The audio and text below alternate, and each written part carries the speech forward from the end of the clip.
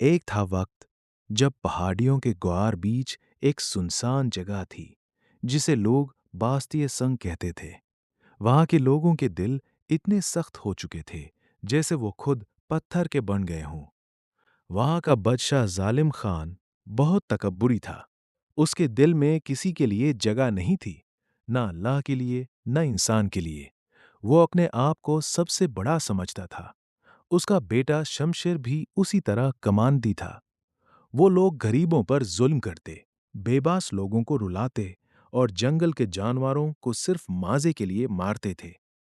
फिर एक दिन उस बस्ती के बाहर एक बुजुर्ग आए। ना उनके पास बड़ी दौलत थी, न बड़ा लश्कर, सिर्फ एक पुराना झोला, एक लाठी और उनकी आंखों में एक अजीब सा नूर था। उनका नाम था हजरत नूरुद्दीन। जब उन्होंने बस्ती के बाहर एक पेड़ के नीचे नमाज पढ़ी, तो उनकी नमाज इतनी खुशनुमा थी कि हवा भी रुक सी गई। शमशेर ने उन्हें देखा और जोर से हंसा। उसने अपने लोगों से कहा, अरे, इस बुड्ढे को पकड़ो। ये सिर्फ उस अल्लाह के आगे झुकता है जो हमें दिखता भी नहीं। इसे काम पे लगा दो। रोज इस गहरी काली कुआं से पानी भरकर लाओ। रोज सुबह शाम वो बुजुर्ग उस अंधेरी गहरी कुआं से पानी भरने जाते। लोग कहते थे कि उस कुआं के पास एक बड़ा भयानक भेड़िया रहता है जो रात को डरावना चिल्लाता है। जालिम खान ने उसी भेड़िए के बच्चों को बेरहमी से मार डाला था, सिर्फ शिकार के लिए। एक रात जब नूरुद्दीन साहब पानी भर रहे थे, तो वो भेड़िया उनके सामने आ खड़ा हुआ। उसकी आंखों में गुस्सा और दर्द दोनों था। सब सोच रहे थे, अब ये बुजुर्ग को खा जाएगा। लेकिन जो हुआ, उसने पूरी बास्ती को हिला दिया। वो भेड़िया धीरे धीरे से नूरुद्दीन साहब के कदमों में लेट गया। उसने अपना सिर उनके पैरों पर रख दिया और रोने लगा। हकीकत में रो रहा था जैसे कोई माँ अपने बच्चों के इंतकाम के बाद भी दिल का दर्द छुपा ना सकी हो।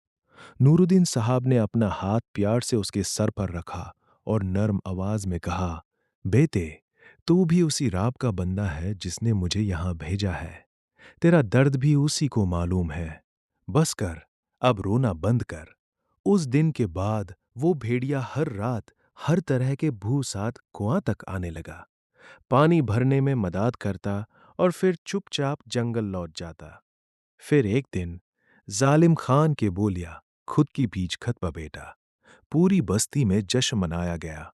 सब खुश थे। लेकिन रात को जब सब सो रहे थे, उस भेड़िए ने चुपके से महल में घुसकर नए पैदा हुए बेटे को उठा लिया और जंगल ले गया। जब सुबह हुई तो पूरा महल चीखों से गूंज उठा। जालिम खान पागल हो गया। उसने चिल्लाते हुए हुक्म दिया, उस फकीर को मेरे सामने लाओ। ये सब उसी की साजिश है।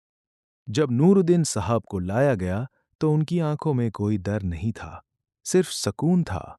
उन्होंने धीरे से कहा, बादशाह, जो जुल्म आपने उस भेड़िए के मासूम बच्चों पर किया था, आज उसने आपके बेटे को छुआ है। लेकिन उसने उसे मारा नहीं, सिर्फ आपको दर्द दिखाया है। अगर आप सच्चे दिल से तौबा करो, अपने किए हुए जुल्मों पर रोया करो और उस भेड़िए से माफी मांग लो, तो आपका बेटा आपके पास वापस आ जाएगा। शमशेर ने गुस्से में तीर उठा लिया। लेकिन इस बार जालिम खान का दिल पहली बार हिल गया। उसके आंखों में आंसू आ गए। उसने अपने बेटे की जान के लिए सर झुका दिया। नूरुद्दीन साहब ने भेड़िए को बुलाया। भेड़िया बेटे को ले आया, बिल्कुल सलामत, कोई चोट नहीं। उसने बेटे को जालिम खान के हाथों में दिया। उस वक्त जालिम खान और शमशेर दोनों रो पड़े।